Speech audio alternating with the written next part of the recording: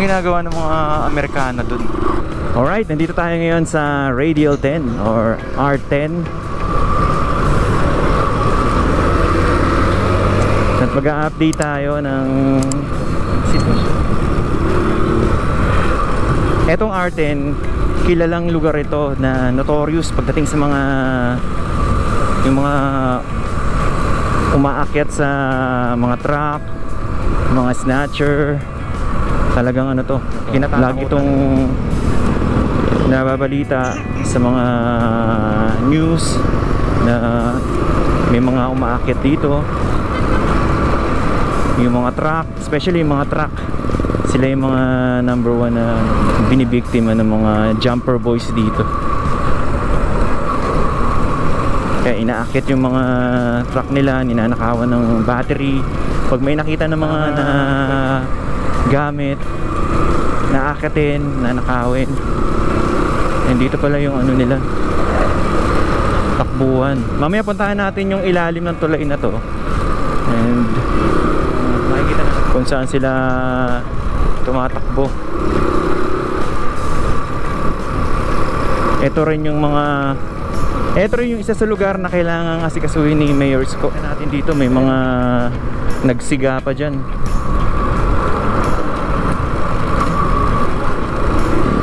Okay, so kaliwa tayo rito.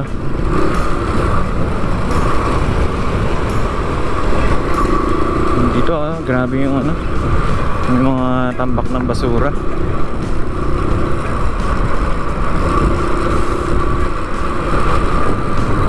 Ayan, dito sa kanan makikita natin yung mga truck na bumabiyahe. Itong mga biyahero dito.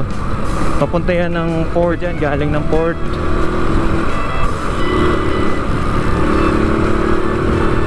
Ito yung R10 na sinasabing notorious jumper boys. Yun yung mga umaakyat sa truck, nagbubukas ng mga pinto ng mga sasakyan. Dito, tignan nyo yung gilid dito. Dito na sila nagsusunod ng... Ay, makikita natin dyan, puro mga itim-itim. So, napabayaan na rin itong gilid ng... Ayan, puro sunog yung yung gilid. Diba delikado rin yan? Yung mga nagsusunog dito, ayun sa mga poste, puro itim.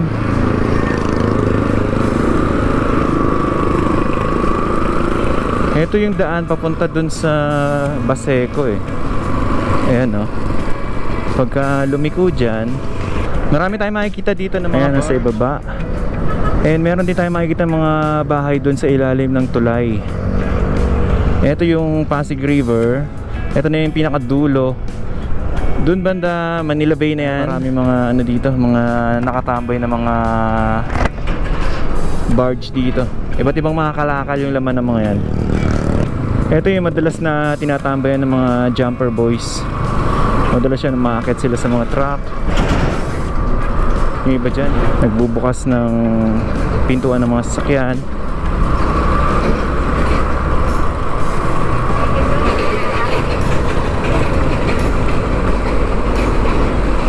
Ayan, kailangan aksyonan. Ito dito si nanay dito na naglalaba. Yung mga nila damit, nandyan na nakalagay sa gilid. Tapos meron lang silang maliit na. So ito, kailangan ma-actionan. Kaya siguro ganyan, may mga itim. Kasi dito na sila nagluluto. So dito sila nagdidingas ng apoy. At ito na rin yung nagiging kusina nila. Diyan kusina. CR naman nila siguro dun sa loob.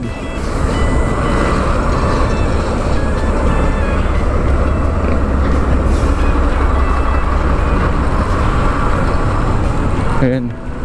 Nakakapasok pala sila kahit na may fence. Nakakapasok pa rin sila sa loob niyan. So dyan sila nagsi-CR. Kasi ito naman yung nagiging tambayan nila sa sa hapon. Ayan. May mga nakagrupo ng mga kabataan doon na kalalakihan nakatambay doon sa may puno.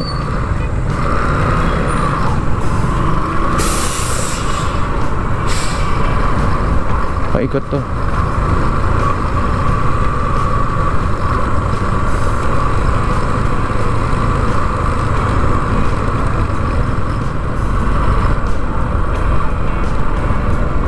Grabe pala yung baha dito. Ito oh, ano na. Parang hindi hindi humuhupa yung tubig dito, sobrang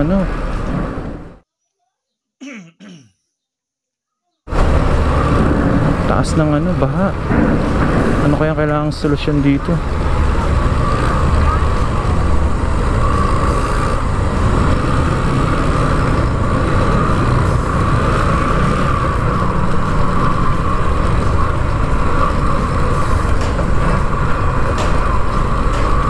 Parang ibang mga tumatamay dyan, mga rin mga pahinante ng mga trabahador.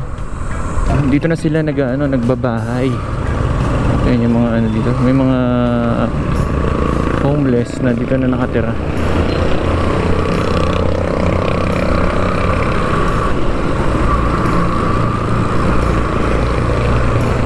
Ito yung ibaba.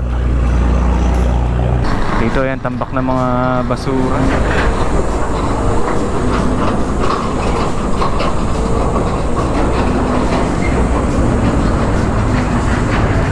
Ito yung nagiging hideout ng mga jumper boys dito. Mga takbo.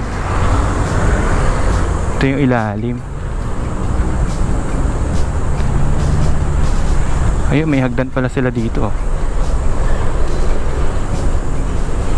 Dito may yung mga basura nila nandito sa ilalim. So dito tayo galing kanina. Ayun yung hagdan.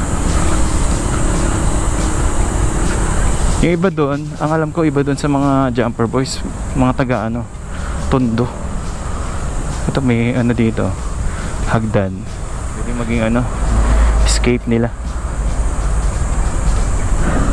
Tapos ito yung baha dito, hindi na parang na to nag-overflow na yung Pasig River dito na naipon yung tubig. So ngayon nga hindi umuulan, bumabaha. What more pa kaya kapag maulan, baka sobrang taas na ng tubig dito.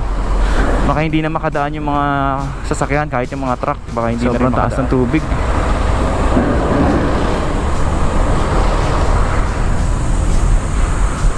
May sila dito. May ginawa silang CR. Buti naman kahit paano meron. Kesa naman yung ewan ko lang. Meron silang nilagay dito na toilet bowl. So dito sila nagsi-CR.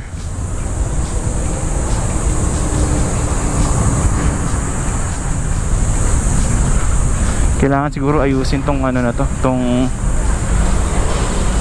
ilalim ng tulay na to para maging maayos. Ayun, may mga nagbabahay dito. Sana sila matulungan ng government. Dito na sila nakatira. May bata pa.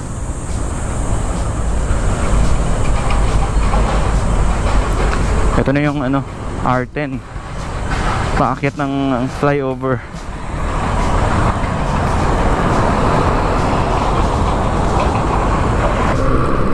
Ay dito na sa gilid. Kaya pala umiitim yung yung gilid kasi doon na rin sila doon na rin sila nagluluto. Ito may mga informal settlers dito nandito sa left side.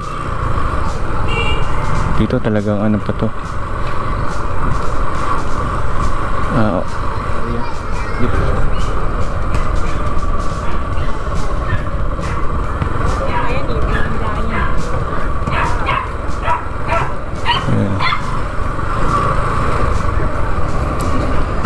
Talagang nakakatakot pag nagkaroon ng sunog.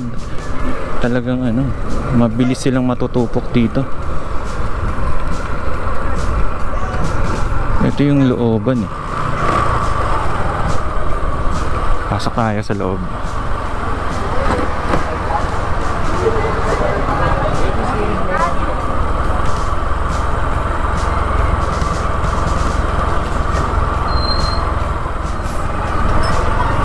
Excuse me. So umikot lang tayo.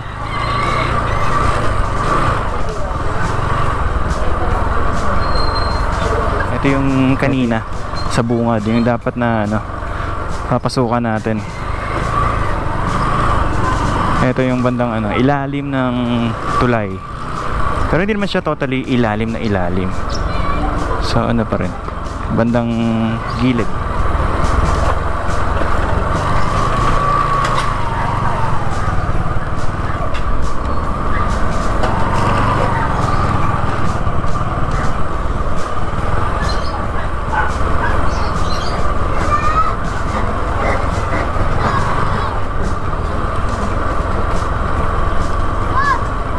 This is Barangay 286, District 3.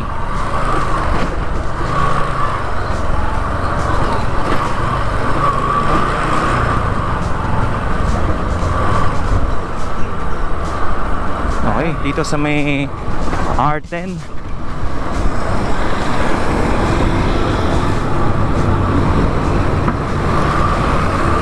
Mapapansin natin na dito sa parang ito yung pinakamaraming homeless na na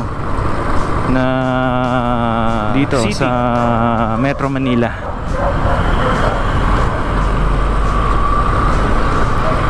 May ilan akong na-interview dati na mga homeless.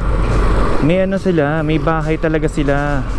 Isang pamilya. Sabi nila sa Bagong Silang daw sila nakatira. Pero every weekend lang sila umuwi doon.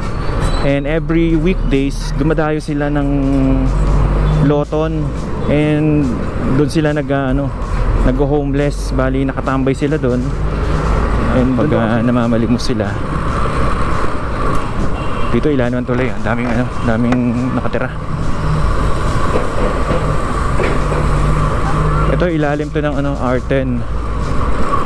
May mga bahay sa loob. Ilalim nitong flyover. And dito sa part na to, dito yung binuksan yung pintuan ng sasakyan na nakalimutang ilak ng may-ari. At ito yung mga nahuli na mga teenager na lalaki. Okay, so dito tayo dadaan sa gilid naman sa kung saan daan. Etong ilalim, may foreigners dito. Ang ginagawa ng mga Amerikana dun, may mga foreigner dun na nakatayo.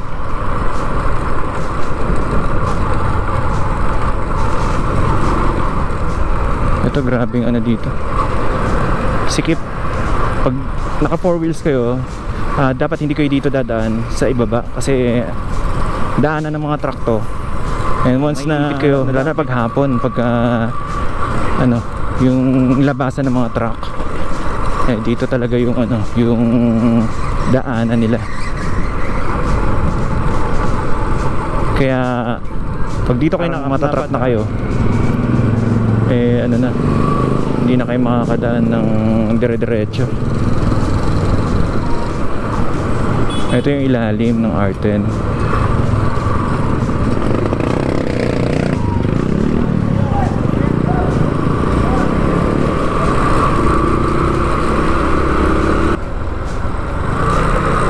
So ito pala yung naging nila, bahay na yung mga barong-barong. Tapos kaya pala umiitim to kasi dito sila nagluluto, didingas ng apoy. Ayan.